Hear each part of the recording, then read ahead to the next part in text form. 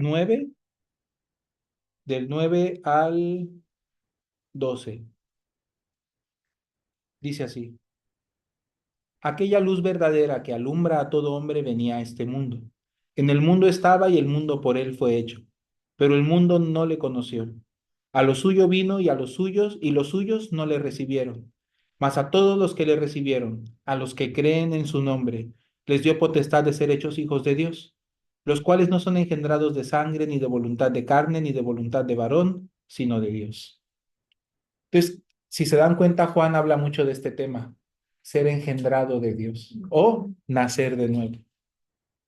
Entonces dice que el Señor Jesucristo vino, quiso llegar a los suyos, pero los suyos le rechazaron, le despreciaron.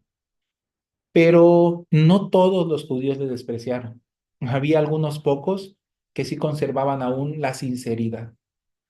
Hay algo que la religión provoca, y es que a veces seamos más fieles a una costumbre, a una tradición, o pudiera ser que nos enfoquemos más en el estatus de la religión que realmente en Dios, que realmente importarnos el corazón de Dios. Para la época en que llegó Jesús, el pueblo de Israel estaba tan enamorado de su idea orgullosa de que eran fieles y del estatus que esto les otorgaba entre el pueblo de Israel, que un evangelio como el de Jesús les parecía amenazador. ¿En qué sentido?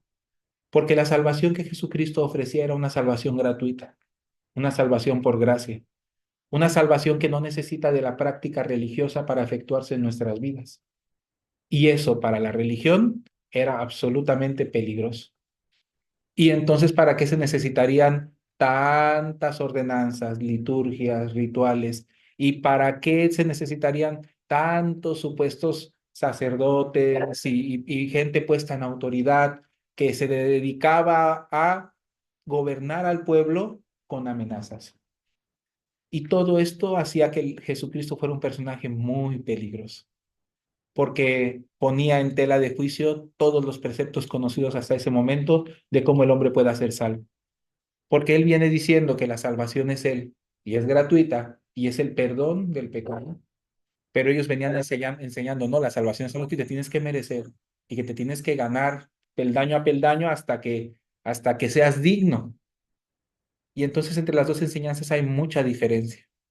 Por eso Jesucristo era muy peligroso para ellos, ¿no? Por eso Jesucristo que viene enseñando el corazón de Dios y que además nadie se le puede oponer con las escrituras porque los dejaba todos callados. Entonces ya, o sea, se hizo, ¿cómo podemos decir? Se le hizo a Jesucristo un prejuicio. Ese hombre es secta, ese es un loco, no le hagan caso. Y cualquiera que ande con él es loco igual.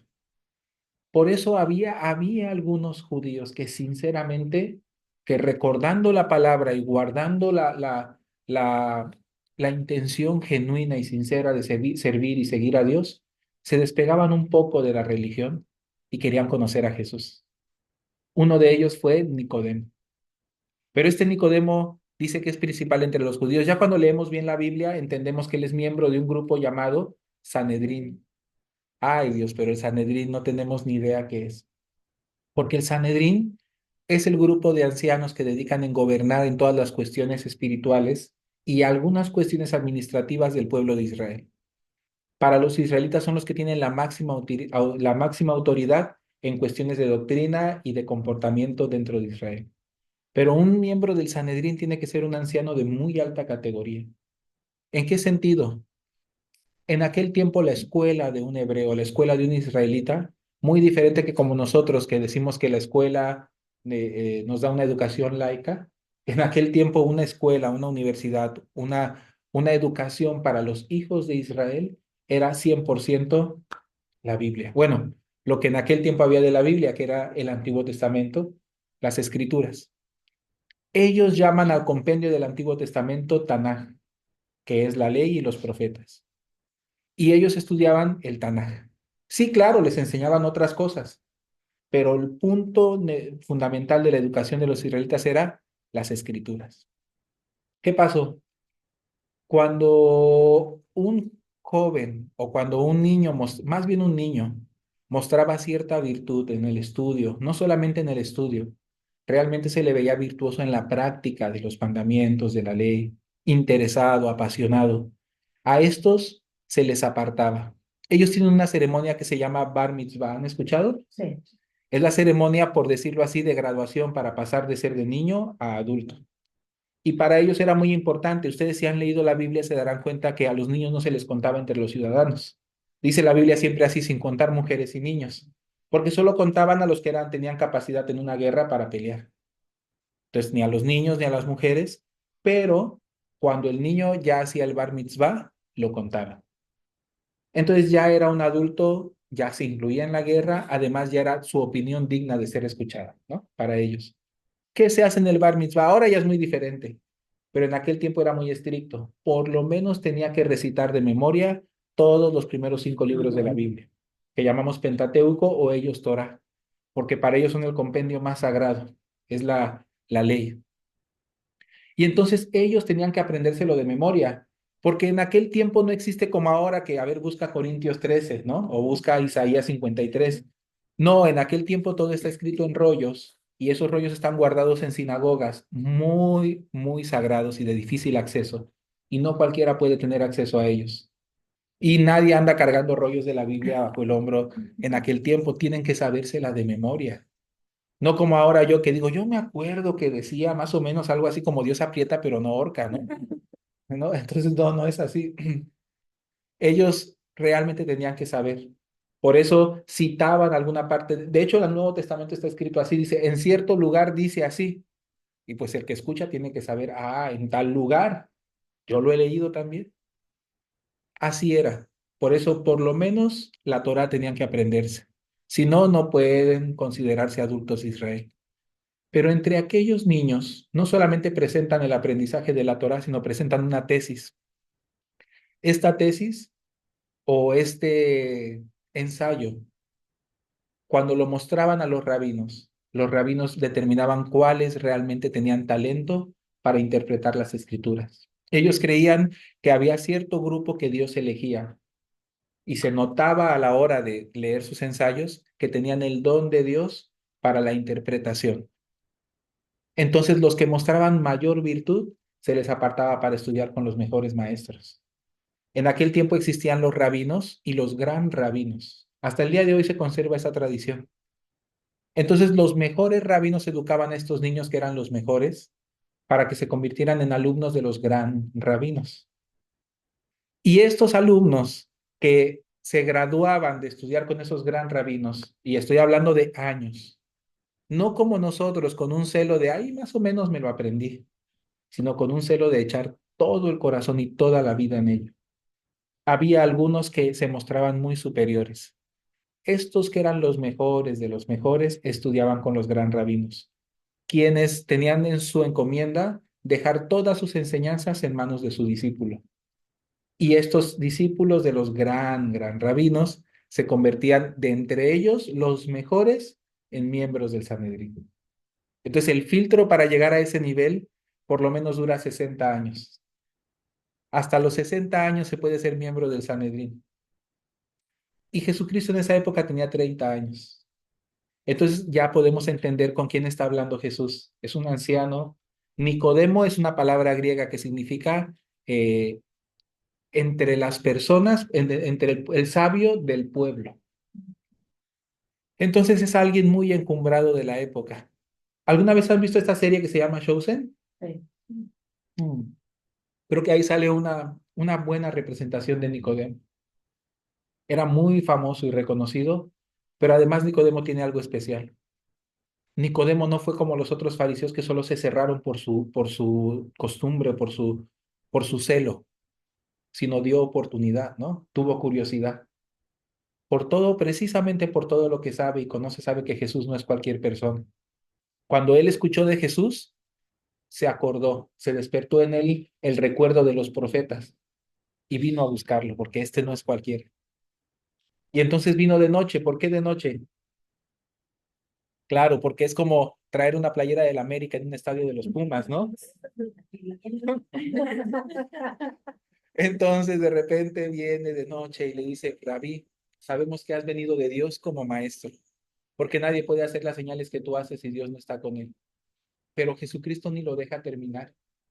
Ay, Jesucristo, un poquito de amabilidad, ¿no? Un poquito de consideración.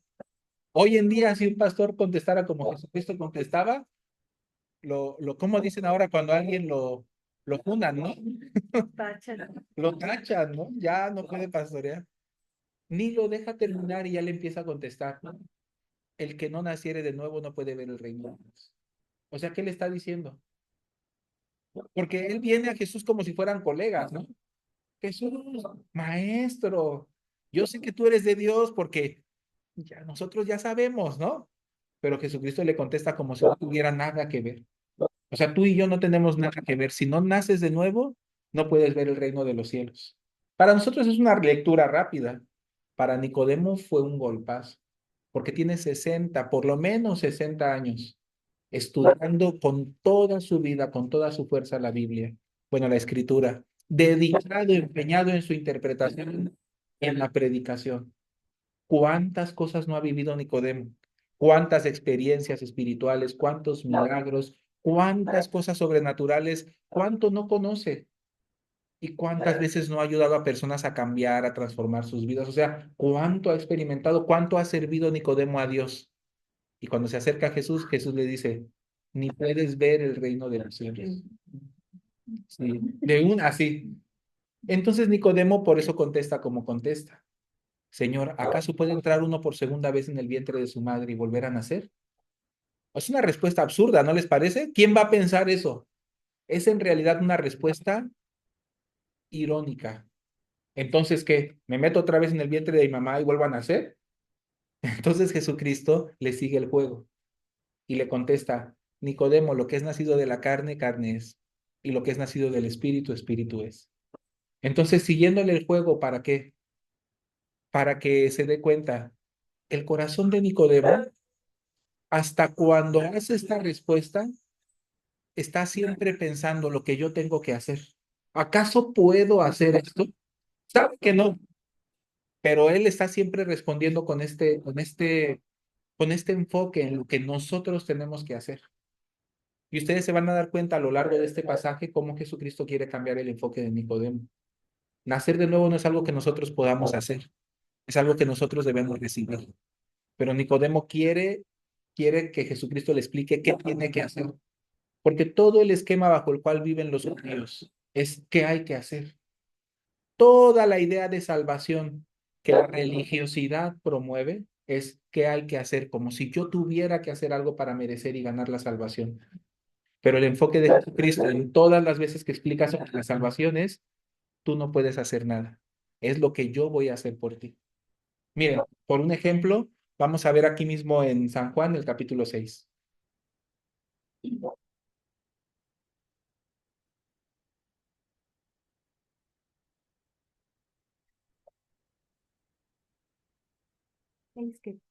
El versículo 20, 28.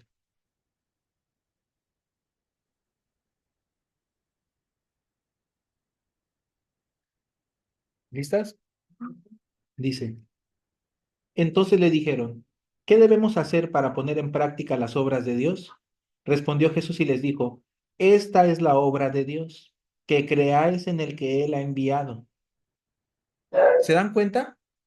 Señor, ya, entonces, ¿qué debemos hacer para poner en práctica? O sea, yo lo que quiero es poner en práctica las obras de Dios. Porque tú dices que no todo el que te diga Señor, Señor, Señor, el que haga la voluntad del Padre. Entonces dinos, ¿cómo hacemos? Y Jesucristo, ¿qué les dice? Esto es lo que hay que hacer. O esta es la obra de Dios, que creáis en el que Él ha enviado. O sea, no les dice hagan esto, sino les dice crean en lo que yo voy a hacer con ustedes. Y si lo seguimos leyendo es así. Esta es la obra de Dios, que creáis en el que Él ha enviado. ¿Cómo dice sus Biblias? Ya se me olvidó de preguntarle si dice igual. Ese mismo versículo. El 29. Respondió Jesús y les dijo, esta es la obra de Dios, que creáis en el que Él ha enviado. Es igual. Igual. ¿Tus versiones son igual? Sí, igual. Bueno. Si en algún momento dice algo radicalmente diferente, me avisa para ver entonces, ¿no? Bueno, y dice así, siguiente, 30. Le dijeron entonces, ¿qué señal pues haces tú para que veamos y te creamos? ¿Qué obra haces? Nuestros padres comieron el maná en el desierto, como está escrito, pan del cielo les dio a comer. Y Jesús les dijo, de cierto os digo, no os dio Moisés el pan del cielo, mas mi Padre os da el verdadero pan del cielo. Porque el pan de Dios es aquel que descendió del cielo y da vida al mundo. Le dijeron, Señor, danos siempre este pan. Jesús les dijo, yo soy el pan de vida, el que a mí viene nunca tendrá hambre y el que en mí cree no tendrá sed jamás. Mas os he dicho que aunque me habéis visto, no creéis. Todo lo que el Padre me da vendrá a mí. Y al que a mí viene, no le echo fuera. Porque he descendido del cielo no para hacer mi voluntad, sino la voluntad del que me envió. Y esta es la voluntad del Padre, el que me envió, que de todo lo que me diere, no pierda yo nada, sino que lo resucite en el día postrero. Y esta es la voluntad del que me ha enviado, que todo aquel que vea al Hijo y cree en él, tenga vida eterna, y yo le resucitaré en el día postrero. O sea, todo el enfoque de Jesús es, mírenme, véanme, créanme, yo les voy a dar la vida, yo los voy a salvar, pero el enfoque de las personas es, ¿qué tengo que hacer? ¿Qué tengo que hacer? ¿Qué tengo que hacer? Regresemos entonces a San Juan. Estamos en San Juan en el capítulo 3. Entonces Jesucristo por eso le responde a Nicodemo, Nicodemo, lo que es nacido de la carne, carne es. Es decir, aunque te vuelvas a meter en el vientre de tu madre y vuelvas a nacer de ahí, si naces de la carne, carne eres. Es muy importante nacer del Espíritu, porque lo que es de la carne no puede heredar el reino celestial, porque el reino celestial es un reino espiritual. Y si una persona, y en general la humanidad, tiene su espíritu muerto, si no nace del Espíritu, ¿cómo puede heredar la vida eterna? Por eso el enfoque más importante de Jesús es guiarnos al nuevo nacimiento. Nicodemo sabe un montón de cosas, ha vivido un montón de cosas, se ha esforzado muchísimo, pero si no nace de nuevo, ¿con qué espíritu va a heredar la vida eterna? Entonces esto es muy importante. Le dice, lo que es nacido del espíritu, espíritu es. Entonces todo es correspondiente. Cuando venga el reino celestial, el reino espiritual, los que son del espíritu podrán vivir en él. Los que no han nacido del espíritu no pueden vivir en él. Es la verdad más importante de toda la Biblia, pero como igual que en tiempos de Nicodemo, es la verdad menos conocida de toda la Biblia, aunque es lo que la Biblia considera más importante. Y sin eso no podremos ver el reino de Dios. La mayoría de personas no están pensando acerca de esto. No creen que haya que nacer de nuevo. La mayoría de personas que piensan, solo si yo voy vivo portando bien y saco buena calificación en el examen del juicio, ya me voy a ir al cielo. Pero nunca consideran nacer de nuevo. Nicodemo era igual. He hecho tantas cosas que Jesús y yo somos colegas, pero nunca imaginó que ni siquiera puede ver el reino de Dios. Entonces, eso es lo que Jesucristo por eso fue tan tajante. Hay un chiste que habla sobre esto. Fíjense, sigamos leyendo y ahorita les cuento el chiste. San Juan capítulo 3 el versículo, mm, el versículo 8. El viento sopla de donde quiere y oye su sonido, mas ni sabes de dónde viene ni a dónde va. Así es todo aquel que es nacido del Espíritu. El versículo 8 nos quiere decir la característica de la persona que ha nacido de nuevo. Por verla no la puedes reconocer, porque como el viento no sabes de dónde viene ni a dónde va. Más oye su sonido, dice. Entonces, cuando dice oye su sonido, quiere decir que el nacido de nuevo, tú no lo puedes reconocer por cómo se ve, porque a tu vista puede ser una persona menospreciable, indigna, alguien a quien tú consideras ese nacido de nuevo ni en 1000 años, ¿no? Como por ejemplo el malhechor junto a la cruz. ¿Quién iba a pensar que ese ladrón o ese delincuente podría ser nacido de nuevo? Pero Jesucristo le dijo, en verdad te digo que hoy estarás conmigo en el paraíso. Entonces, ¿cómo se ve un nacido de nuevo? No sabemos, pero sí sabemos cómo que, según este pasaje, ¿Cómo se comporta, cómo se oye? cómo se oye. ¿Cómo se comporta? No. Porque miren, en su momento el rey David pecó gravemente, pero ¿era o no era hijo de Dios? Sí. Entonces, aunque David un tiempo se desvió, se corrompió innegablemente, pero nunca dejó de ser hijo de Dios. Si yo lo hubiera visto en ese momento por su comportamiento, es decir, por cómo se ve, yo lo hubiera juzgado como, no, tú te vas, pero al infierno derechito. Por eso dice Jesucristo, el nacido de nuevo no lo puedes reconocer por cómo lo ves, sino por cómo se oye. El malhechor junto a la cruz, por verlo, yo diría que se fue al infierno, pero cuando lo escucho en quién creyó, cuál testimonio dio, yo me puedo dar cuenta, no, el malhechor junto a la cruz fue salvo. Tiene un sonido específico. El que es nacido del Espíritu tiene un sonido que cuando tú lo escuchas, dices, ese es mi hermano. No es la religión a la que pertenece, sino es un sonido más profundo que la religión. Miren. Y luego el versículo 9. Respondió Nicodemo y le dijo, ¿cómo puede hacerse esto? Respondió Jesús y le dijo, ¿eres tú maestro de Israel y no sabes esto? Imagínense. Y todavía le mete el dedo en la llaga, ¿no? Tiene 60 años estudiando y practicando. ¿Y esto no lo sabes? Entonces, ¿qué sabes, pues? Jesús sabe muy bien quién es Nicodemo y todo lo que sabe, pero a propósito lo hace para que él o sea, para que se confronte. 60 años, Nicodemo, estudiando, conociendo, siendo maestro de Israel, y no sabes cómo heredar la vida eterna. Entonces, ¿qué sabes? Y miren qué ironía que todas las personas a las que Jesucristo salvó no sabían nada, solo sabían que Jesucristo los salvó. Eso es lo maravilloso del Evangelio, que no está hecho para Nicodemos, sino que está hecho para todas las personas de este mundo, así sean inteligentes o torpes, así sean grandes o pequeños, así sean buenos o malos, ¿no? Así sean eh, hombres, mujeres, todos puedan recibir con sencillez la salvación. Pero de tan sencilla que es para gente como Nicodemo, no lo puede creer. Porque entonces, ¿de qué sirven 60 años de estudio profundo si la salvación fuera tan sencilla? Y por eso a Nicodemo se le pasó de largo, como a todos los fariseos. ¿Qué pasa con Nicodemo? Es como el chiste que les decía. Un día se fue a estudiar un hombre que vivía en un pueblo. Se fue a estudiar a una universidad muy renombrada. Y un día quiso regresar a su pueblo para presumir lo que él había aprendido. Era el único de ese pueblo universitario. Y entonces cuando regresó a presumir todas las cosas que había aprendido y que se había graduado, para llegar a aquel pueblo tenía que cruzar una laguna. Y cuando cruzaba la laguna, para eso se usaba una canoa. Se subió a la canoa, el que manejaba la canoa era un amigo de infancia de él. Y a diferencia de él, el amigo se dedicó a quedarse en el pueblo y trabajar en la canoa toda su vida. Entonces él miró con menosprecio a su amigo, dijo, este tonto. Yo fui a estudiar, viajé por todo el mundo, aprendí un montón de cosas. ¿Tú qué hiciste? Pues yo aquí trabajando en la canoa, ya sabes. ¿Por qué nunca saliste del pueblo? ¡Qué mediocre! No, pues la verdad es que yo aquí soy feliz. No, qué falta de aspiraciones. Y entonces comenzaron a navegar hacia la orilla donde llegaban al pueblo. Y mientras iba navegando le decía, bueno amigo, ¿y entonces qué aprendiste allá en la universidad? Yo aprendí muchas cosas muy importantes. Por ejemplo, ¿tú sabes qué es la física cuántica? No, no, yo no sé qué es eso. ¿No sabes de física cuántica? Y le quiso explicar, no, amigo, no te entiendo nada. ¿Cómo? ¿De que una partícula puede estar en varios estados a la vez? No, pues no te entiendo nada. Y entonces de repente le dice, ay, amigo, entonces te perdiste una cuarta parte de tu vida. Bueno, ¿tú sabes qué es literatura? No, no, ¿qué es literatura?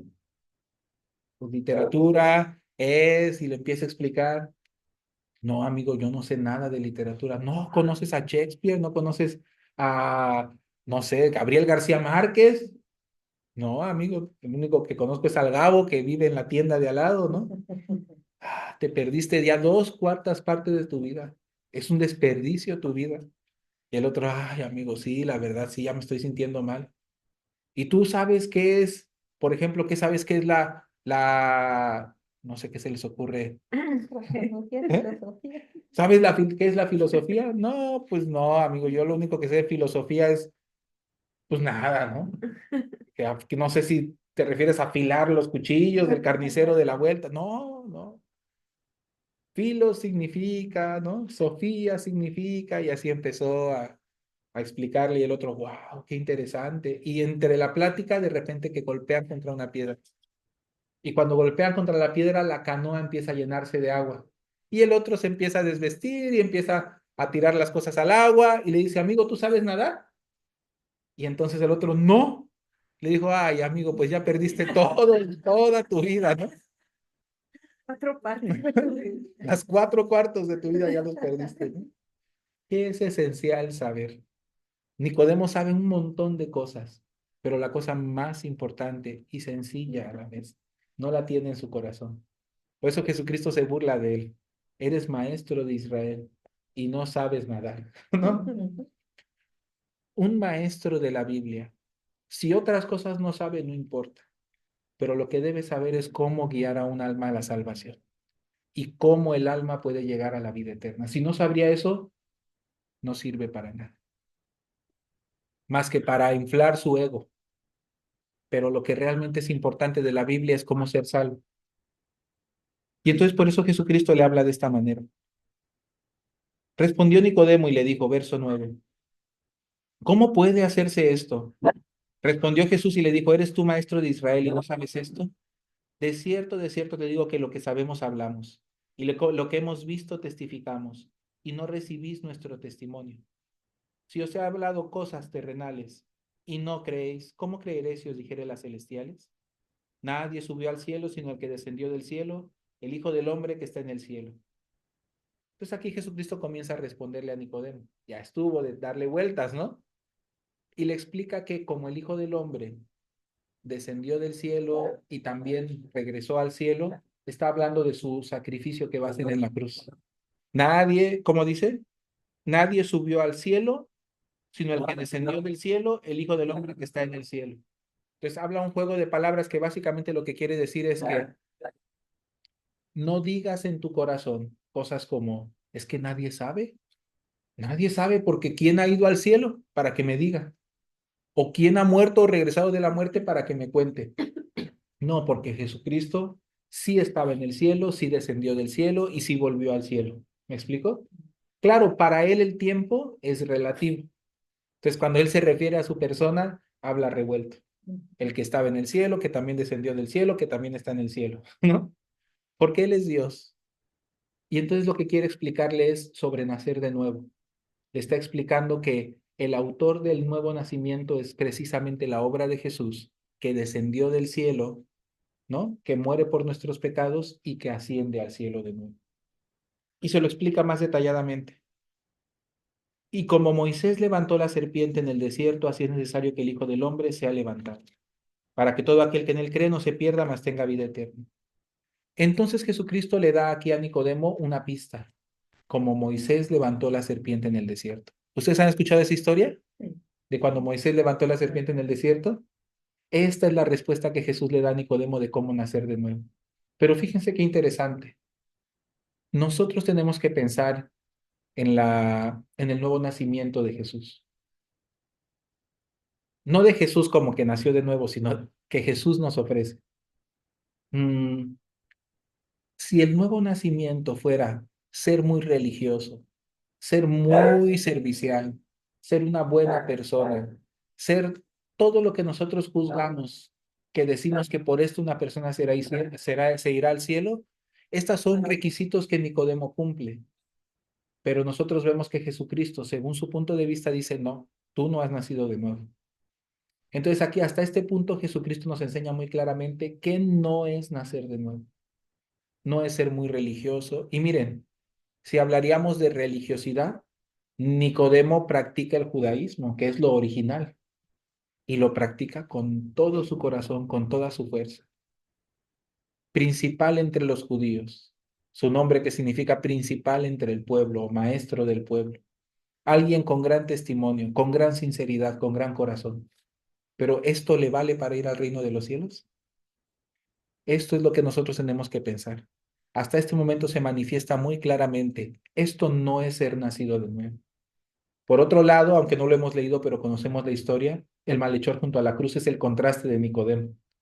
Podría decir, como en un memorama hay cartas iguales, pero en este memorama hay cartas contrarias. Y la contraria, el antónimo de Nicodemo sería el malhechor junto a la cruz. Un hombre no sabe nada, no entiende nada, solo ha sido delincuente, crucificado, o sea, junto a Jesús. Pero la crucifixión es el castigo reservado para los peores delincuentes. Entonces, imagínense qué clase de persona era el malhechor junto a la cruz. Cuando Jesucristo estaba a punto de morir y había dos malhechores, por tradición dicen Dimas y Gestas, ¿no? Ujú. No sé cuál es Dimas y cuál es Gestas, pero dice que el de la izquierda se burlaba y el de la derecha cayó al que se burlaba y le dijo, ¿de qué te burlas? Porque el de la izquierda decía, ándale, si eres el Hijo de Dios, sálvate y sálvanos, pero de burla, ¿no? Entonces el de la derecha le dijo, ¿qué te pasa? Cállate. ¿No ves que nosotros justamente estamos aquí por lo que merecemos? Pero este hombre ningún mal ha hecho. Y de repente, como una luz lo iluminó y habló con Jesús y le dijo, Señor, cuando vengas en tu reino, acuérdate de mí. Y Jesucristo le dijo, no, mano, tienes que bajarte, tienes que portarte bien, tienes que arrepentirte bien, tienes que orar mucho, tienes que trabajar muy fuerte, tienes que ganar la salvación. Yo no sé, voy a ver si te salvas cuando yo venga, ni te lo mereces, mira cómo, así le dijo. No, no. ¿Qué le dijo? En verdad te digo que hoy estarás conmigo en el paraíso. Nunca le puso un pero a el malhechor. Podemos entender que el malhechor sí nació de nuevo. En ningún momento vemos que hizo una ceremonia, que hizo un ritual, que repitió una oración, nada. Solo de repente le dijo a Jesús, cuando vengas en tu reino, acuérdate de mí. Nicodemo no, el malhechor tiene testimonio de haber nacido de nuevo. No hizo ninguna ceremonia, no hizo ningún ritual, no hizo ningún cambio en su vida porque ni tiempo le dio y solo estaba crucificado junto a Jesús.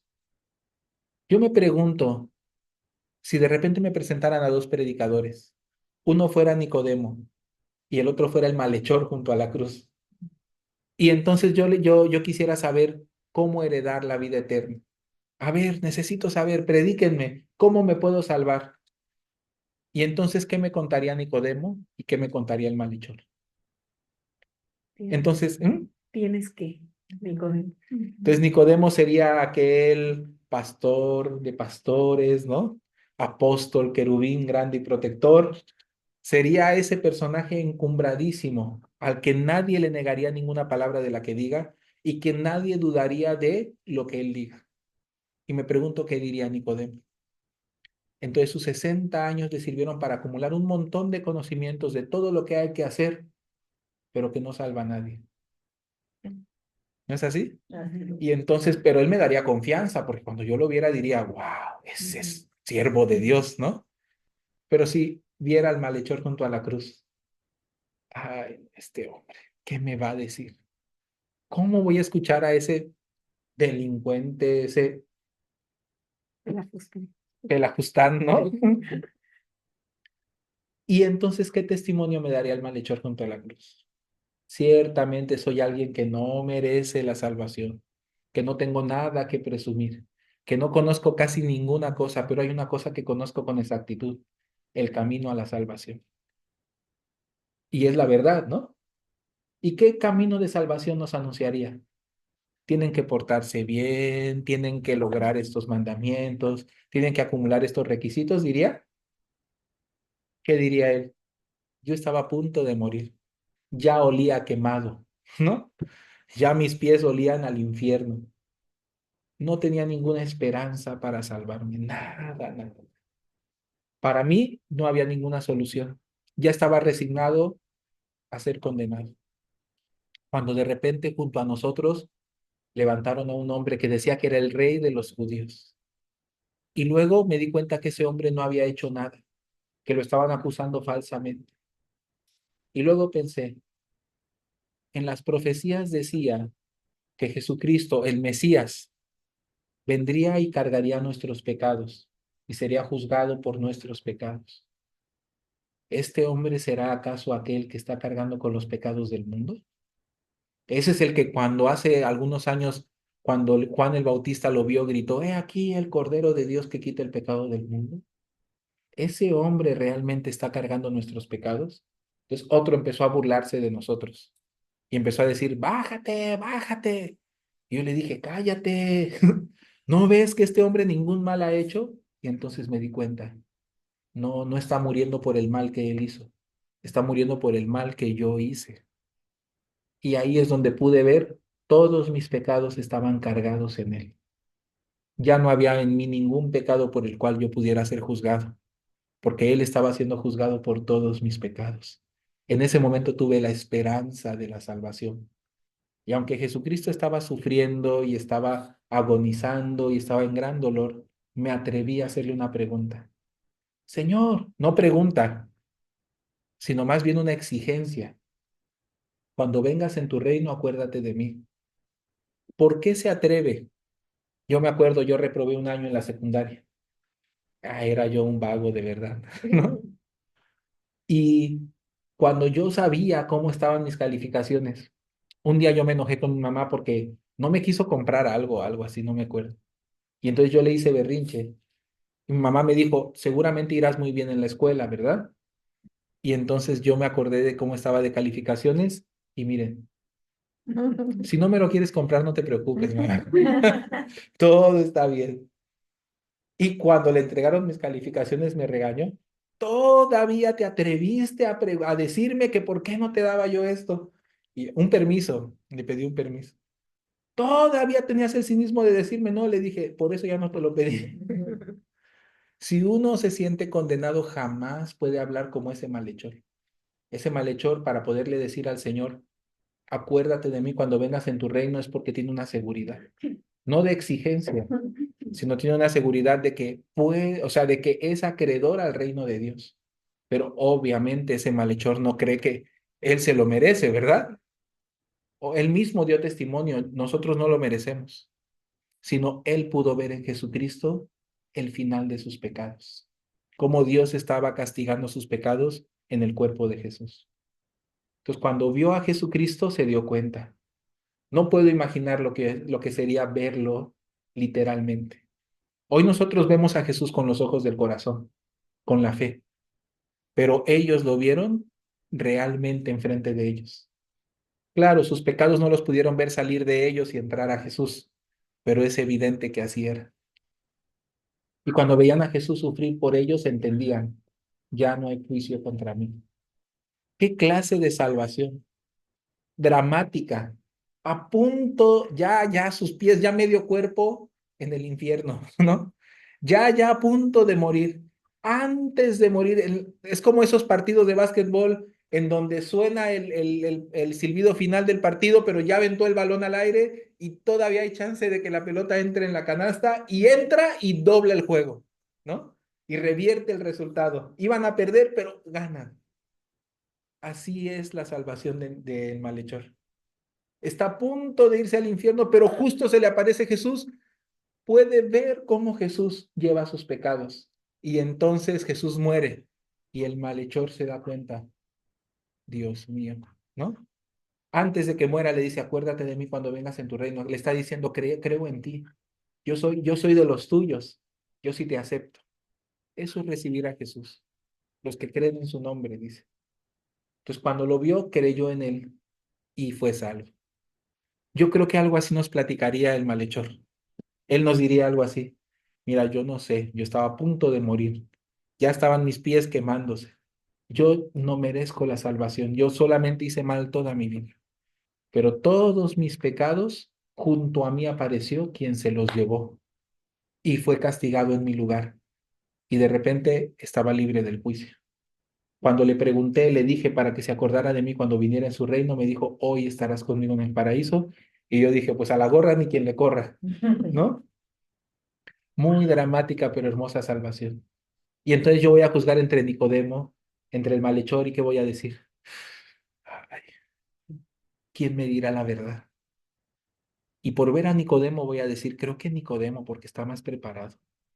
Además su salvación me gusta más porque como que es más lógico, porque es lógico creer que la salvación se tiene que ganar y merecer. ¿Quién va a elegir a Nicodemo? Hay una clase de corazón que se inclina hacia Nicodemo y hay una clase de corazón que se inclina hacia el malhechor. ¿Quién? ¿Qué opinan ustedes? ¿Quién elegiría a Nicodemo? ¿Quién elegiría al malhechor? Sería lo que le respondo. Los que son nacidos de la carne, carne son, los del espíritu, espíritu son. Los que ven espiritualmente más. Escogerían el maldición. ¿Y qué es ver espiritualmente? No O sé, sea, ¿cuál es el concepto que ellos tienen en el corazón? el oír lo que él está diciendo, que creyó en Jesús. Aquí es donde entra un factor muy importante, el arrepentimiento verdadero. Los arrepentidos escucharían al malhechor, los no arrepentidos escucharían a Nicodemo. Pero para esto yo quiero explicarles un poco qué es el arrepentimiento. El arrepentimiento no es esta ceremonia y ritual que nosotros hacemos pidiendo perdón, que por cierto, cuando lo buscan en la Biblia no lo van a encontrar, porque en realidad no es más que un remordimiento y cargo de conciencia al que nos acostumbramos. Pero en realidad el arrepentimiento no es una ceremonia, no es un ritual, ni tampoco es repetir unas palabras. El arrepentimiento es cuando en nuestro corazón llegamos a entender que nuestras justicias no son suficientes, que aunque nos esforzamos y tratamos y procuramos de hacer el bien, no, realmente no somos buenos. Y si fuera por nuestros méritos, nunca vamos a alcanzar la salvación. Entonces, las personas que están arrepentidas son las personas que ya soltaron depender de sus obras. ¿Me explico? Se arrepintieron no del mal que hicieron, sino se arrepintieron de haber estado creyendo siempre en sus obras. ¿Cómo lo explico? Imagínense que la Biblia dice, no imagínense, la Biblia dice que Dios tiene un brazo fuerte que nunca se cansa, un brazo fuerte que nunca se cansa.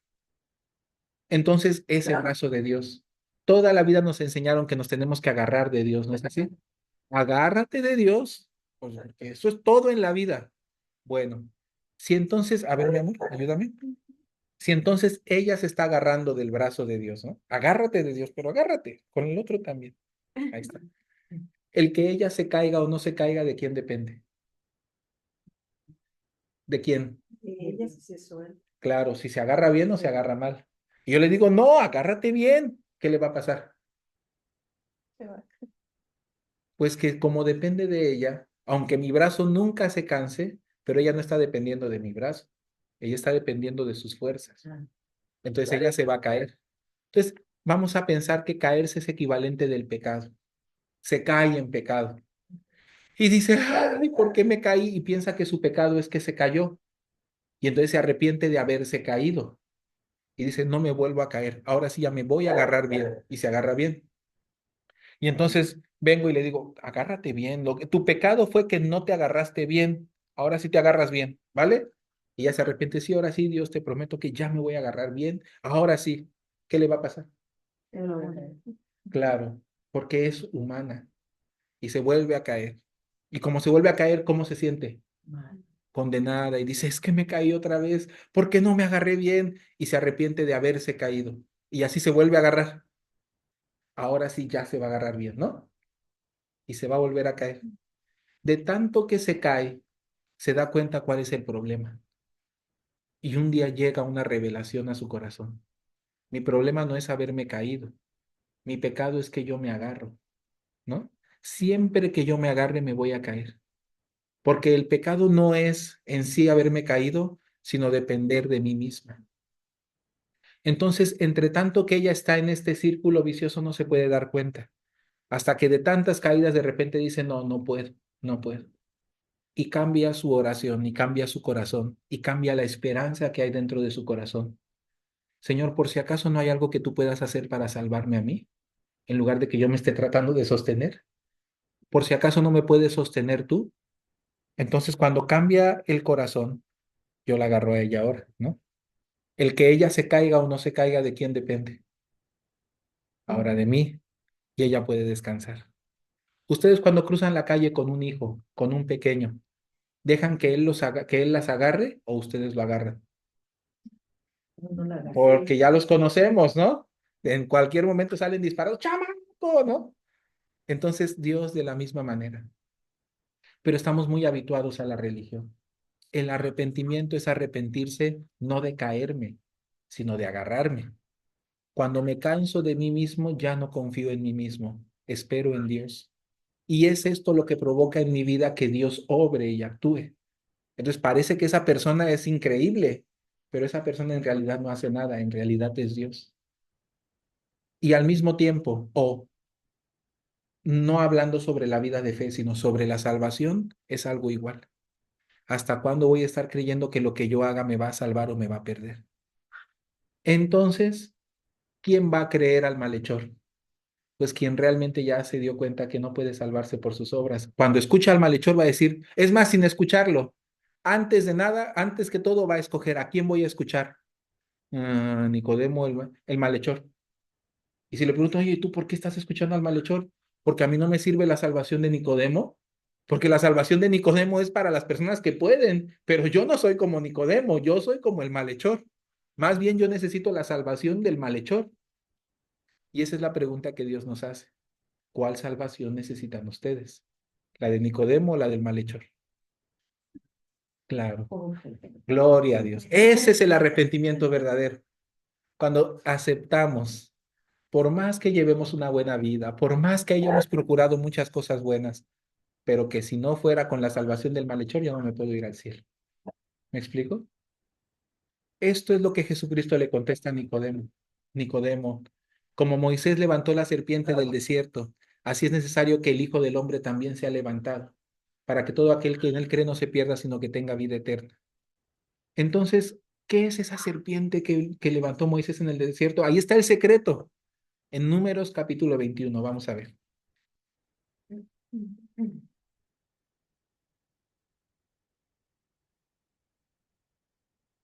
Números capítulo 21,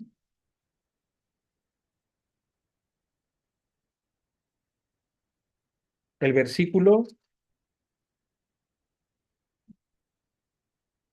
4.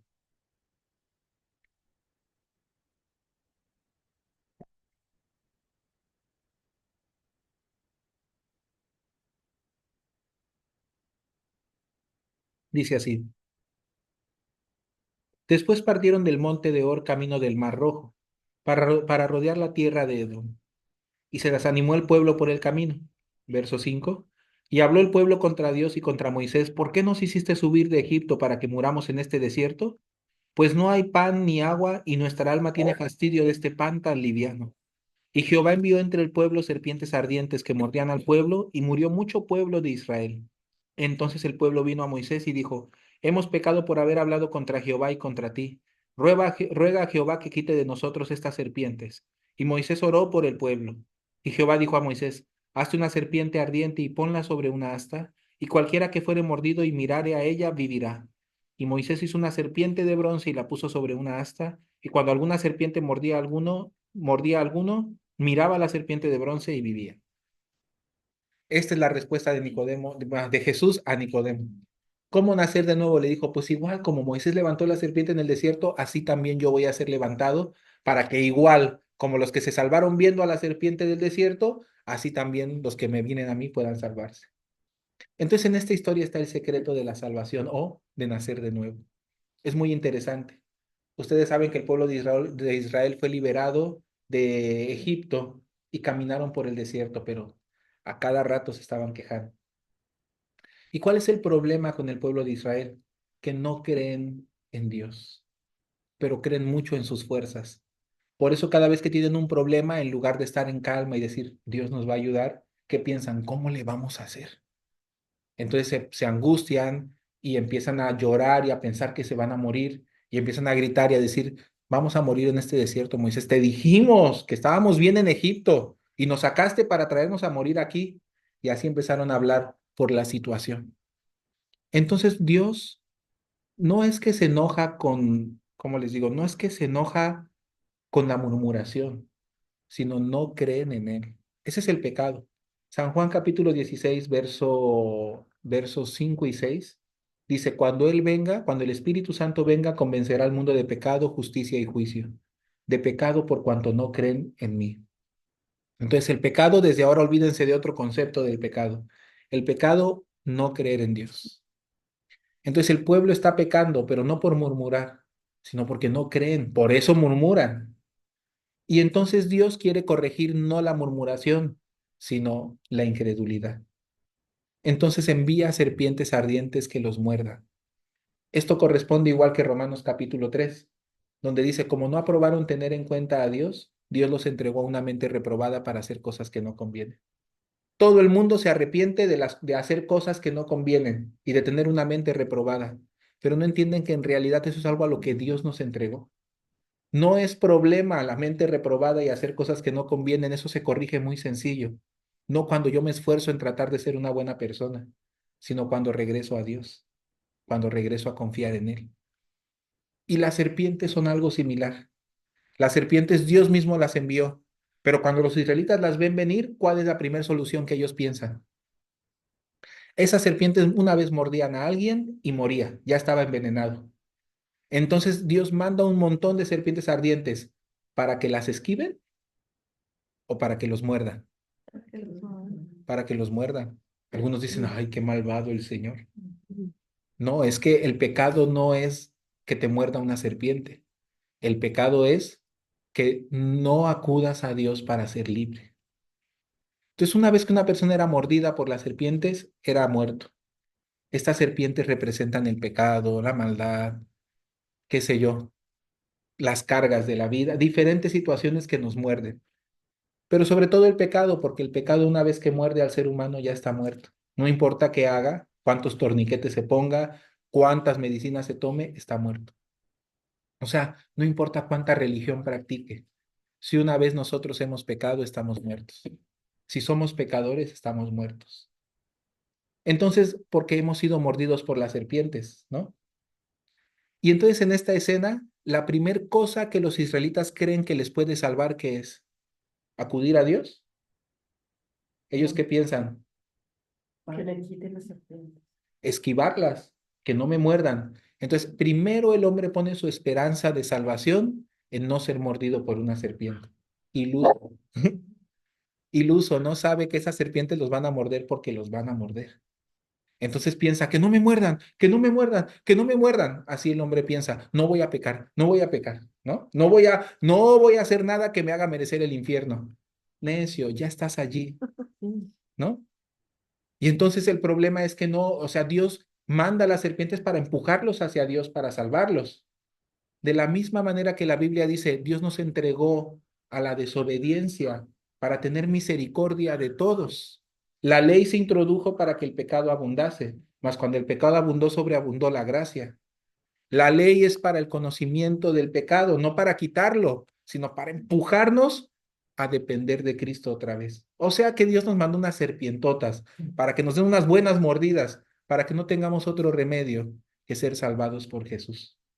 Porque si no nos salva Jesús, no nos salva nadie.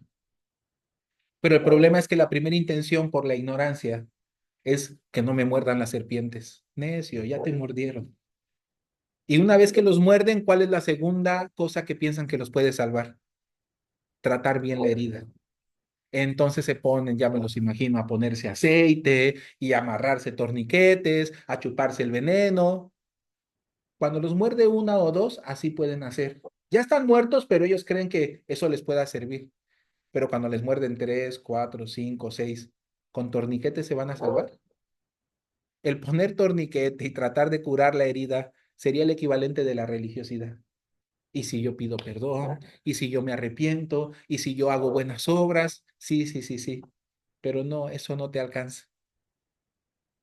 Entonces de repente se dan cuenta que están muriendo. Y recién cuando se dan cuenta que están muriendo, ¿qué hacen? Moisés, ya nos dimos cuenta que pecamos. Ya murmuramos contra Jehová. Dile que quite las serpientes. Están equivocados. Su pecado no fue murmurar. Su pecado fue no creer. Y la razón de las serpientes es para corregir el no creer. Por eso cuando Moisés ora a Dios, Señor, dice que ya se arrepintieron, que quites las serpientes. ¿Dios quita las serpientes? No, porque ese no es su pecado. Les dice, mira, prepárate una serpiente de bronce. Funde el bronce, hazla y cuélgala de un madero, de un asta. Ponla en un lugar alto donde todo el mundo la vea. Y todo aquel que fuera mordido, cuando mire la serpiente, vivirá. Y Moisés así como, qué raras soluciones, ¿no? Pero bueno, es el Señor.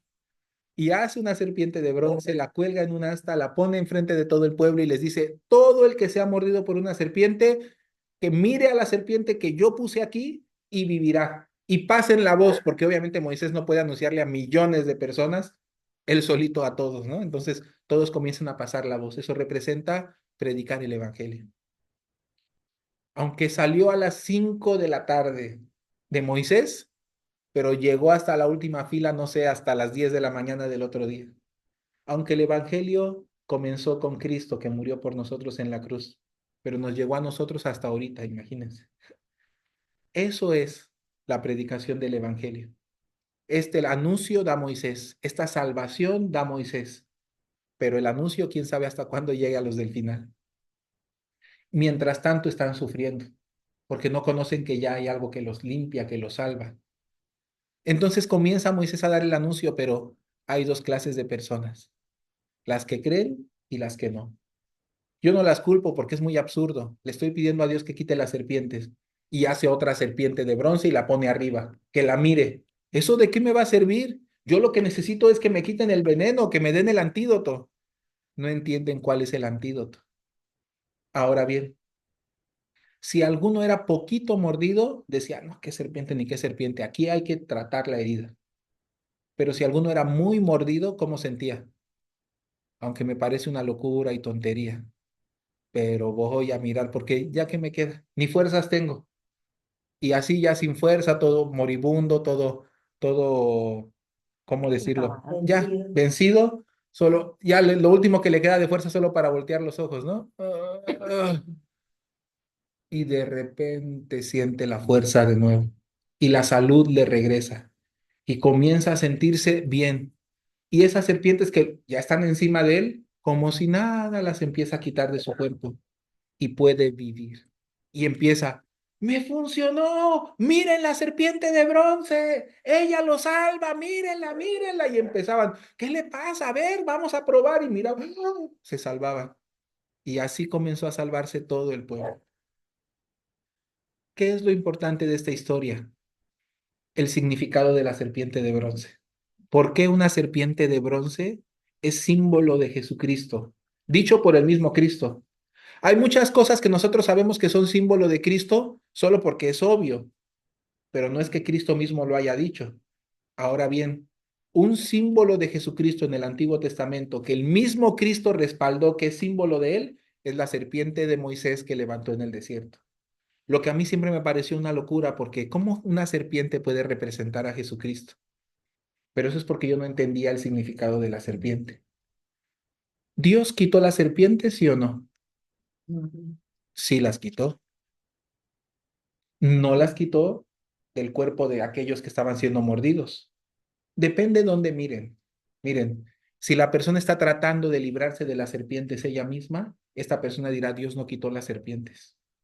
Pero si la persona mira la serpiente de bronce, entonces se dará cuenta, no, Dios sí las quitó. Estas que me están mordiendo entonces son mentira.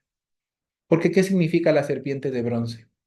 Lo primero, el bronce y el hecho de que es colgada en un asta. ¿Ustedes saben? Jesucristo. Es Que fuera Jesucristo. para pecado y Exactamente. Pero todo tiene una razón. El bronce significa juicio y en la ley está marcado.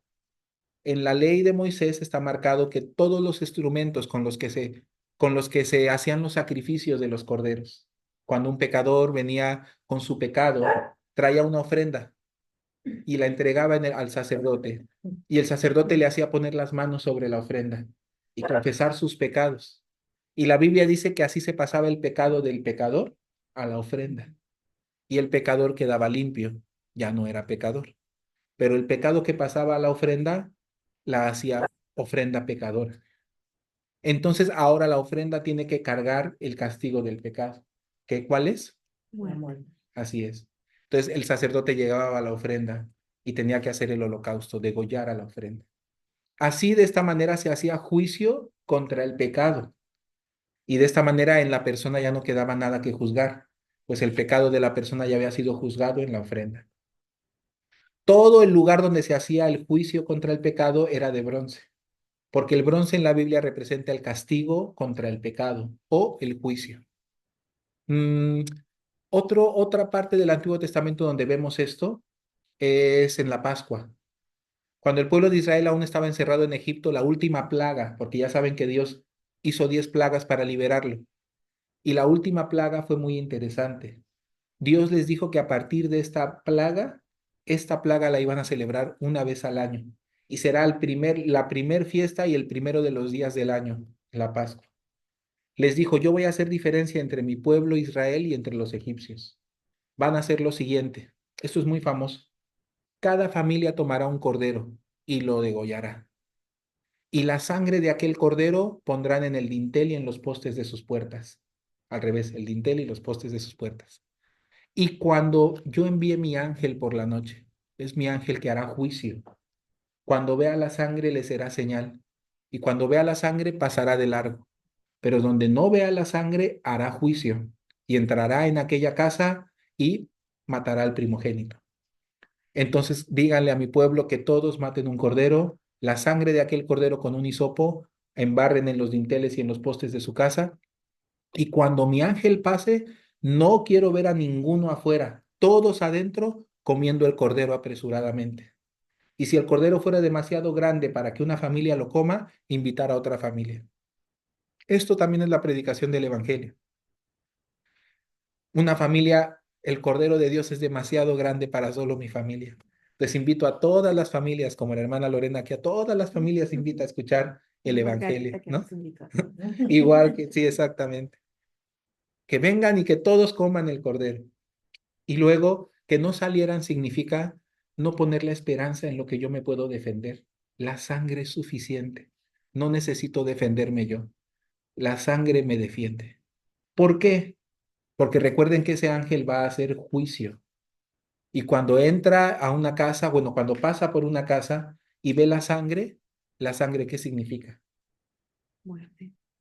La sangre es el pago del pecado de Jesucristo. Perdón. Claro, pero es que, ¿por qué con sangre? Porque el derramamiento de sangre es la paga del pecado, ¿no? Entonces, lo que el ángel ve es, aquí ya no hay ningún juicio que hacer. Aquí ya hubo derramamiento de sangre, ya los pecados de esta familia ya están juzgados. No le interesa nada quién merece, quién no merece, quién es bueno, quién es malo. Me imagino al ángel discutiendo con Dios, Señor, pero esa familia yo la conozco, ¿no? Ellos son muy malos, ¿cómo crees que los vamos a salvar? Usted cállese. Ahí ya se hizo juicio, usted siga de largo, ¿no? Imagínense que un egipcio, ya vieron 10 plagas, y un egipcio pensara, ese Dios de Israel siempre cumple, ni una vez ha resultado mal la palabra de Moisés. Ahora está diciendo que pongan sangre en el dintel de sus puertas. Seré egipcio, pero yo sí voy a poner sangre en el dintel de mi puerta, no me importa. O que un israelita tenga un amigo egipcio y le haya dicho, esta noche va a pasar el ángel, pon sangre en el dintel de tu puerta y en los postes. Así, así, así vas a hacer, ¿me entiendes? Sí, sí. Y va, y por muy egipcio que es, pone sangre en su puerta del cordero. Cuando el ángel pase, va a decir, no, tú eres egipcio, te voy a matar así. No. Va a decir, tú eres israelita, No. porque siempre ha sido por la fe, nunca ha sido por el linaje terrenal. Y al revés, si un israelita dice, no, ¿qué? Yo soy israelita, hebreo de hebreos, de la tribu de Benjamín. No, que no, ¿cómo Dios me va a matar a mí si yo soy Juan Camané? ¿No? Yo soy Ben Hashif. Y entonces viene el ángel, por mucho que sea Ben Jafar Hasif, lo que sea judío de hebreos, lo que sea, si se ha portado muy bien, si ha hecho todo lo que puede humanamente posible por cumplir la ley, si no hay la sangre, ¿qué va a hacer el ángel? Exactamente. Entonces esa sangre representa el juicio de Dios y es la esencia de nuestra fe. La sangre puesta en el dintel de la puerta, en los postes de la puerta, significa la confianza que tenemos en que Jesucristo con su sangre nos selló, nos lavó de nuestros pecados. Cuando venga el juicio, pasará de largo porque no encontrará en nosotros que juzgar, como el malhechor junto a la cruz. No había en él que juzgar, pues que el Cordero de Dios, que quita el pecado del mundo, está llevando todos los pecados en el cuerpo de él. Por eso Dios dijo que en el tabernáculo donde se hacían las ofrendas de la Pascua y toda clase de sacrificios, todos los utensilios para matar la ofrenda eran bronce. Para que entendiéramos, el bronce representa el castigo contra nuestros pecados que el Cordero llevó. Entonces, cuando nosotros miramos la serpiente de bronce, ¿qué está diciendo Dios? Que las serpientes que nos están mordiendo ya fueron juzgadas. ¿No es así? Y entonces miran, no entiendo bien por qué Dios quiere que miremos allí, pero poniendo atención, creo que es de bronce. ¿Y el bronce qué quiere decir? Que estas serpientes que me están mordiendo fueron juzgadas. Por otro lado, la serpiente, ¿dónde había sido puesta? En un asta, igualito que Jesús. ¿Por qué? Miren, vamos a ver Gálatas capítulo 3.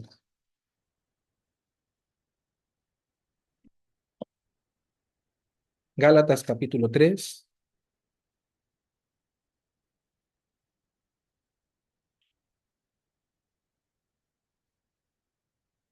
el versículo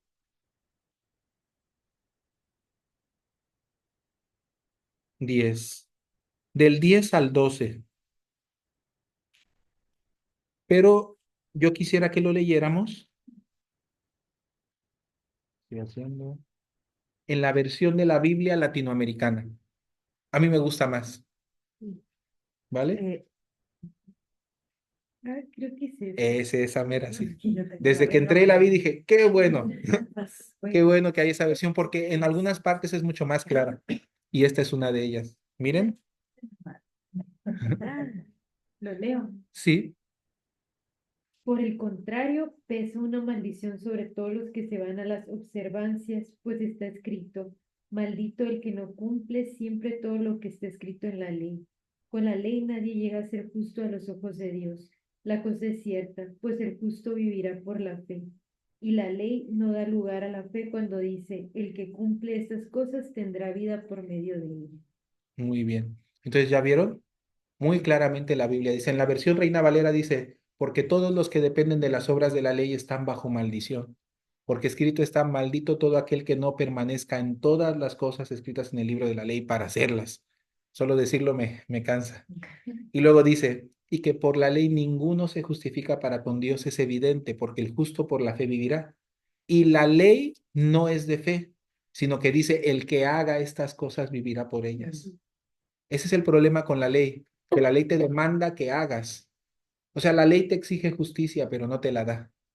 Pero la gracia de Dios no te exige justicia, pero sí te la da. Eso es lo precioso. El versículo siguiente, ¿lo puedes leer? Y el 13. Ujú.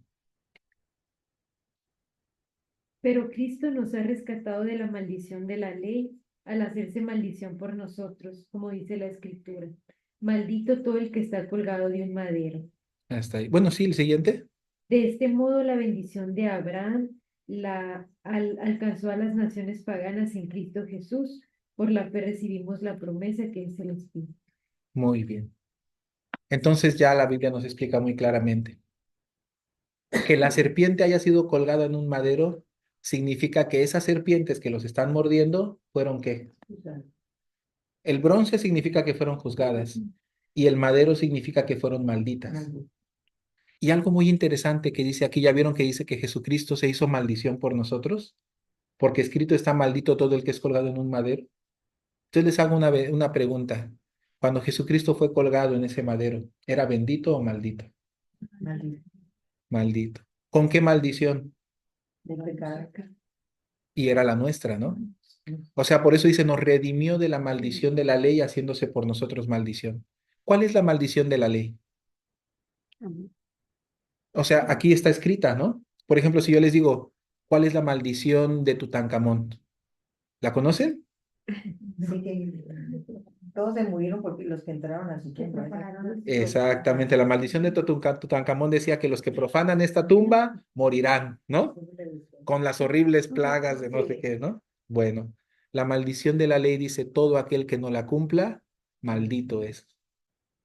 Pero, ¿quién es ese maldito que no pudo cumplir y observar y permanecer en todas las cosas escritas en el libro de la ley para hacerlas? Antes de que Jesucristo se hiciera maldición. Pues todos nosotros, ¿no? Todos nosotros somos esos malditos que no cumplimos fielmente todas las cosas escritas en el libro de la ley. Por eso les digo que el arrepentimiento es mirar al malhechor y decirle, dime tu salvación, porque la de Nicodemo no me sirve para nada. porque si fuera por como dice Nicodemo, soy maldito. Y entonces el malhechor dice, lo que dice Nicodemo es verdad. Lo que Nicodemo no sabe, lo que Nicodemo no ha visto, es quién llevó esa maldición. Entonces él nos completaría lo que dice Nicodemo. Nos diría, entonces Jesucristo, sí, lo que Nicodemo dice es cierto. Maldito todo aquel que no permanezca en todas las cosas escritas en el libro de la ley para hacerlas. Pero Cristo nos redimió y la palabra redimir es como igual que remitir. Cuando nosotros pagamos algo, nos dan una nota que se llama nota de remisión. Quiere decir que aquello por lo que hemos recibido ya está pagado. Y nosotros le debíamos a la ley. ¿Qué le debíamos a la ley? Pues por nuestros pecados, la muerte, la condenación. No es la muerte física, habla de la separación con Dios. Y en ese sentido, lo que Jesucristo tiene que pagar a causa de nuestros pecados es eso, ser maldito. Y ser maldito implica ser separado de su Padre. Por eso pocas personas entienden la razón de que Jesucristo en la cruz dijera, Padre, ¿por qué me has abandonado? O por ejemplo, cosas como el hecho de que le pidiera al Padre, si es posible, pasa de mí esta copa, pero no se haga como yo quiero, sino como tú. ¿Por qué sudó como gotas de sangre? Aparte de que lo iban a moler físicamente, aparte de que iba a cargar en su cuerpo nuestros dolores, nuestras enfermedades, dice, sufrió nuestros dolores y el castigo de nuestra paz fue sobre él, y por su llaga fuimos nosotros curados. Dice, todos nos descarriamos como ovejas y cada cual se apartó por su camino, mas Jehová cargó en él el pecado de todos nosotros. Entonces la razón que Jesucristo estaba tan angustiado, aparte del sufrimiento físico, era el hecho de que Dios lo iba a juzgar y el juicio de Dios es principalmente la muerte y la muerte es principalmente la separación. ¿Se imaginan lo que iba a hacer para Jesús separarse de su Padre? O sea, son uno. No podemos entender el dolor, el sufrimiento de ser juzgado como un pecador ante su Padre, de llevar el juicio contra nuestros pecados en su propio cuerpo. Su alma se partió. ¿No es así? Sí. Y finalmente va a la cruz y dice, ¿por qué me has abandonado? No es porque está muriéndose en su debilidad y falló un poquito, como muchos dicen, ¿no? Sino nos está dando un testimonio. ¿Cuál es el testimonio? De que verdaderamente el Padre lo dejó. ¿Para qué? Para que pudiéramos entender que la muerte cayó sobre él, que el juicio cayó sobre él, para que como igual que el malhechor, cuando viéramos a Jesús decir eso, pudiéramos entender algo muy importante. Si el Padre lo dejó a él, se separó de él, significa que la muerte, el juicio contra todos nuestros pecados ha caído sobre él. Y significa que entonces el Padre nunca se separará de nosotros, ¿no? La separación del Padre con Cristo quiere decir que nunca nos dejará, porque ya la separación que nosotros merecíamos, Él la llevó en su cuerpo, Él la llevó para sí mismo. Amén. Por eso cuando termina de decir esto, dice, Padre, en tus manos encomiendo mi... Primero, consumado es, ¿qué significa ya? Todos los pecados y todo el juicio de toda la humanidad ya cayó sobre mí. Luego dice, consumado es, y enseguida dice, en tus manos encomiendo mi espíritu, muere. Y le sale en el costado sangre y agua, que quiere decir que ya no le quedó ni una gota de sangre por derramar. Y el velo del lugar santísimo en el templo se rasga, dice la Biblia, desde arriba hacia abajo. Eso quiere decir que Dios abrió la entrada del hombre al Padre. Y obviamente lo que quiere decir es que ya no hay pecado que se interponga, porque ya todos los llevó Jesucristo. Y de arriba abajo quiere decir que fue obra de Dios, no del hombre. Y que se rasgara, a diferencia de lo que se hacía en el Antiguo Testamento, que solo se corría, pero cuando el sacerdote regresaba, lo tenía que volver a cerrar. Que eso quería decir que era un perdón temporal. Pero ahora con Jesucristo el hecho de que Dios lo rasga significa este velo ya no me sirve para nada. Nunca más se vuelve a cerrar. Es el perdón completo, eterno. Así Jesucristo nos enseña su preciosa salvación. Por eso la serpiente de bronce, porque dice al que, vamos a ver otro versículo, segunda de Corintios capítulo 5,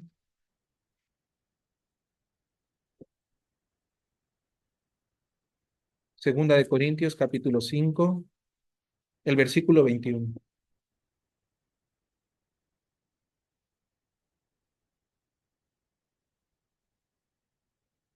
¿Ya vieron allí? Dice así, Creo que ya nos dejé afuera. Segunda de Corintios, capítulo 5 verso 21 dice, al que no conoció pecado, por nosotros lo hizo pecado. ¿Ya vieron? Entonces, ¿qué se hizo Jesucristo? Pecado. Dice, para que nosotros fuésemos hechos justicia de Dios en él. ¿Cómo dice la versión latino? Dice, Dios hizo cargar con nuestro pecado al que no cometió pecado para que así nosotros participáramos en él de la justicia y perfección de Dios. Así es. De esa manera Dios nos hizo justos y perfectos, no por actos religiosos, sino por su propia sangre que derramó en la cruz. Entonces aquí nosotros todos podemos descansar. Imagínense a los que están siendo mordidos por las serpientes y ven la serpiente de bronce y entonces empiezan a dar cuenta, las serpientes ya fueron juzgadas. Y luego se dan cuenta, ay, también son malditas, ya fueron malditas. Significa que todas estas serpientes que me están mordiendo ya no tienen ningún poder sobre mí. Dios sí quitó las serpientes, pero las quitó allí por la fe. ¿Me explico? Se levantaban y empezaban fácilmente a quitar las serpientes que los estaban atormentando por el poder de aquella serpiente de bronce. Ahora bien, Jesucristo le dijo a Nicodemo, Nicodemo, como Moisés levantó la serpiente en el desierto, así yo también seré levantado. ¿Qué significa ustedes también miren a Jesús? Si ustedes miran a Jesús, entonces Dios quitó el pecado o no lo quitó. Así es. Depende de dónde estemos mirando. Entonces, si yo miro, a ver, aquí todo es del mismo color. Sí. Bueno, vamos a hacer una suposición. Si yo miro hacia allá y me preguntan que de qué color es la pared, yo voy a decir que es blanca, ¿no? Porque vamos a suponer que ahí hay una pared blanca. Pero si yo estoy mirando hacia allá y la pared es amarilla, entonces yo voy a decir amarillo, ¿vale? Entonces la mitad de aquí para acá, todos miren la pared de allá. ¿De qué color es esa pared? Blanco. Muy bien. Pero la mitad de aquí para, bueno, más bien de acá para acá, ¿no? Miren hacia allá. ¿De qué color es la pared? Amarilla. Muy bien. Ahora, al mismo tiempo, respóndenme de qué color es la pared. Amarilla. Hay diferentes opiniones aquí. ¿Alguna está mintiendo? No, no están mintiendo. Cada quien lo que ve así contesta. Pero si estás mirando la obra de la cruz, ¿tú puedes seguir diciendo que eres pecador? ¿Tú puedes seguir diciendo que tienes pecado? No, porque estás mirando cómo se los llevó. La fe no es algo difícil, ¿saben? La fe es algo bien natural, porque lo que se ve no se juzga. Por eso Jesucristo compara el creer con ver. Es algo bien sencillo. O sea, ver no es algo que aprendes en la escuela, ¿o sí? Ver es algo natural. ¿De qué color es la pared? Y dices de qué color la estás viendo. Y tienes pecado o no tienes pecado, eso depende de dónde estás viendo.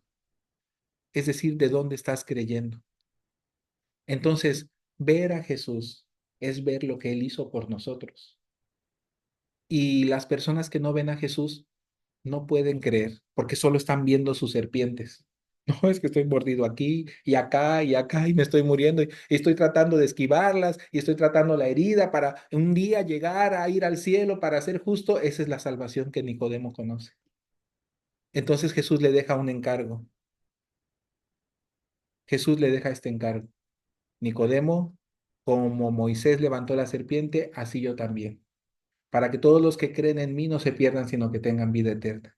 Y continúa, porque tanto amó Dios al mundo, que ha dado a su Hijo unigénito, para que todo aquel que en él cree no se pierda, sino que tenga vida eterna. Y continúa, porque no envió Dios a su Hijo al mundo para condenar al mundo, sino para que el mundo sea salvo por él. El que en él cree no es condenado, pero el que no cree ya estaba condenado. ¿Me explico? Sí. No es que Jesucristo apareció aquí a juzgar, juzgados ya estábamos. Jesucristo lo que apareció aquí fue a liberarnos de ese juicio que toda la humanidad tenía. Entonces Jesucristo apareció para abrir la puerta al cielo y darnos la oportunidad de nacer de nuevo. ¿Cómo? Pues por lo que Él hizo en la cruz. ¿Qué hay que hacer? Pues míralo. ¿Qué ves ahí? Pues el fin de mis pecados, tal como el malhechor. ¿Saben? Nicodemo recibió la salvación, aunque aquí no dice todavía, pero cuando a Jesucristo lo crucifican y muere en la cruz, Nicodemo, dice la Biblia, de día fue y ayudó a bajar a Jesucristo de la cruz. Entonces esto es interesante porque ya no le importó que fueran a pensar de él. ¿Y por qué Nicodemo ayudó a preparar a Jesús para su sepultura? Vio, seguramente, bueno, esto no lo dice tal cual la Biblia, pero lo podemos suponer. Una vez que Nicodemo lo vio, yo creo que ahí se acordó. Ahí está la serpiente de bronce. Jesucristo es mi serpiente de bronce. Él es quien me da el perdón de todos mis pecados. Le pasó igual que al malhechor. Y entonces ya no de noche, sino de día fue por Jesucristo. Entonces nosotros también, la salvación es una gran cosa tan complicada y nacer de nuevo es algo bien sencillo. Como leí hace un momento, la voluntad del Padre es que todo aquel que ve al Hijo y cree en Él, entonces no se pierda. ¿Cuál es la voluntad del Padre? ¿Cómo puedo poner en práctica las obras de Dios? Esta es la obra de Dios, que creáis en el que Él ha enviado para que tengáis vida eterna. Quisiera terminar con este pasaje de Romanos capítulo 3, el versículo 19.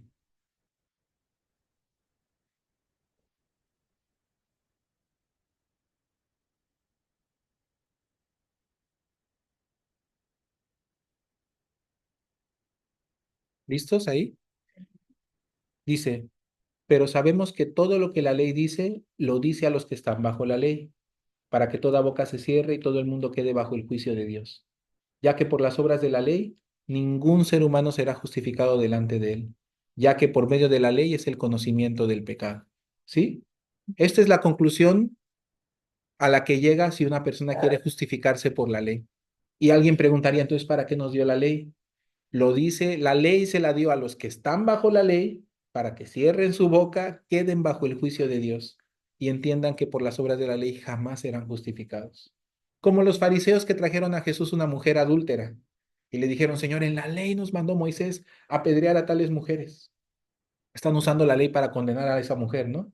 ¿Y Jesucristo qué hizo? ¿Cómo les respondió? El que cumpla toda la ley puede apedrear a la mujer. ¿Quién hubo que la cumpliera? Entonces, todos estos fariseos que se creen buenos y que se creen mejores que la mujer adúltera, ¿cómo quedaron? Callados y ante el juicio de Dios. La ley tiene ese propósito. Los que se creen buenos, que se callen y que queden ante el juicio de Dios, entendiendo que también necesitan salvación. Y la salvación no es la ley, sino es el perdón de Jesucristo. Es como Jesucristo le pagó a la ley todo lo que nosotros debíamos por nuestros pecados. Ahora bien, siguiente versículo, versículo del 21 al... Ahí estoy aquí en Pedro, ¿qué hago aquí? Del 21 al 24. ¿Lo podemos leer en la versión latinoamericana? Sí. Ahora se nos ha revelado cómo Dios nos hace justos sin hablar de la ley, pero ya lo atestiguaban la ley y los profetas. Mediante la fe según Jesucristo, Dios ordena y hace justos a todos los que llegan a la fe. Continúa. Ujú.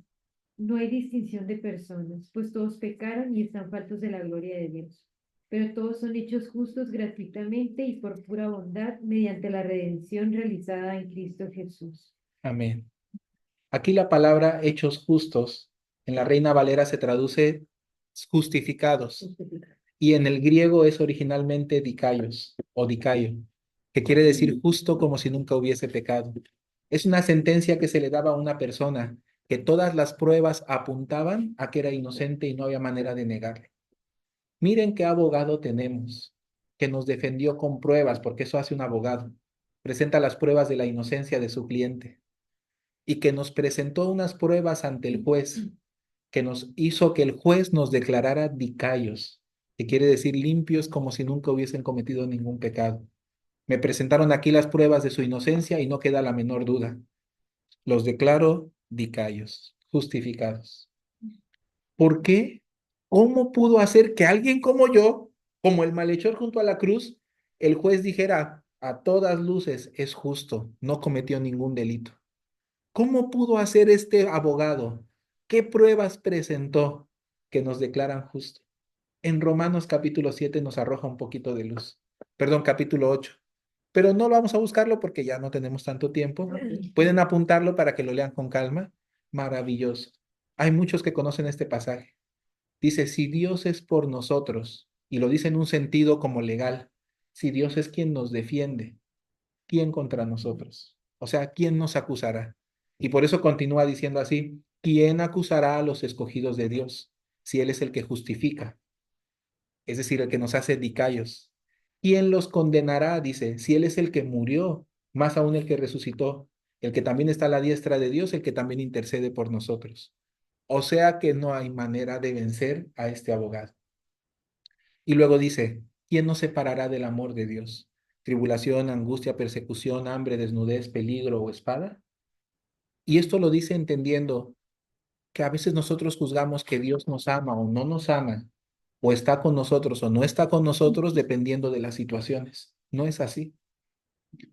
Porque el amor de Dios es que envió a su Hijo Jesucristo a pagar por nuestros pecados a costa de su propia vida. Y eso nadie nos lo puede arrebatar y nadie nos lo puede quitar. Aunque el mundo se caiga a pedazos, no cambia que Jesucristo me lavó de mis pecados.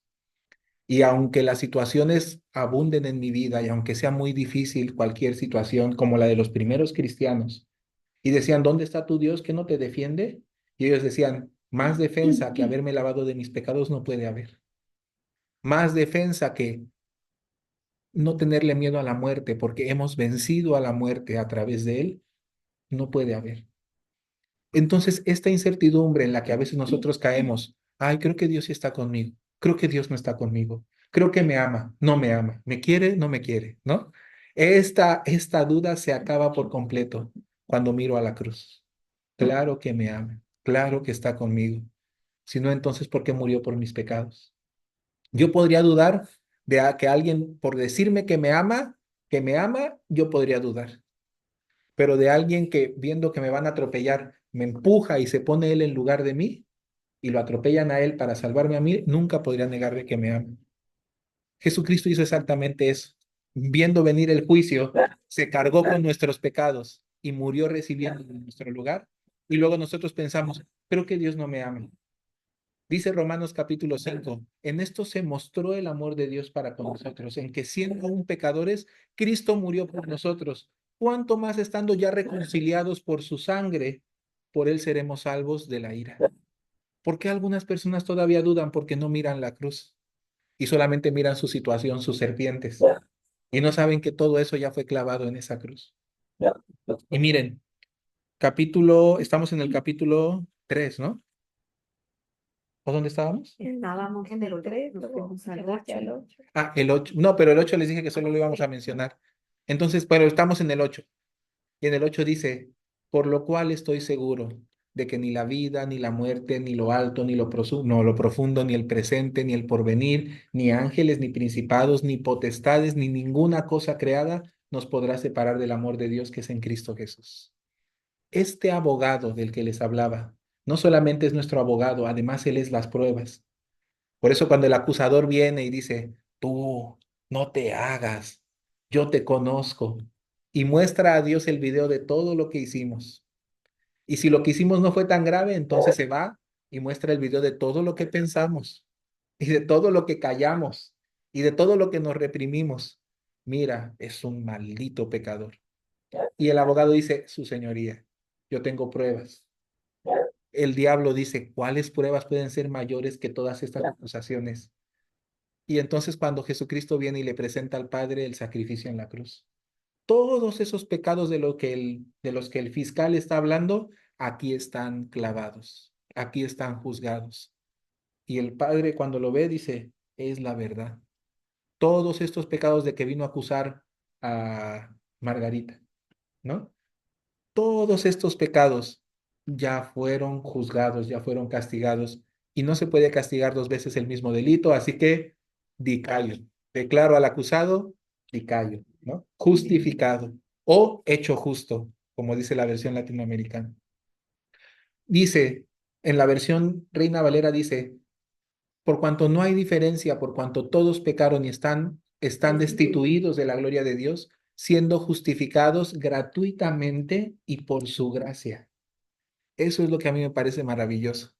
lo redundante que es para que nadie diga, ay, cada quien lo entiende a su manera.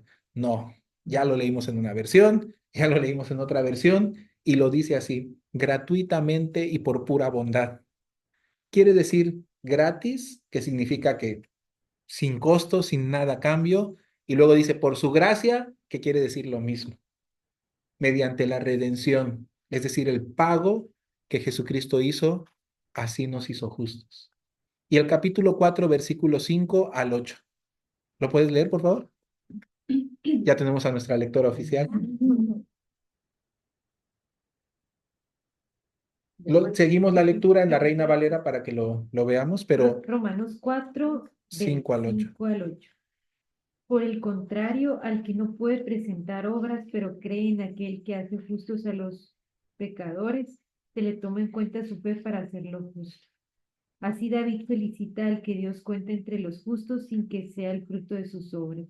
Felices aquellos cuyos pecados han sido perdonados y cuyas ofensas han sido olvidadas.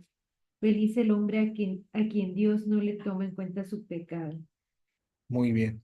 En la versión Reina Valera dice, al que no obra sino cree en aquel que justifica al impío, su fe le es contada por justicia. Fíjense qué sencilla es la Biblia.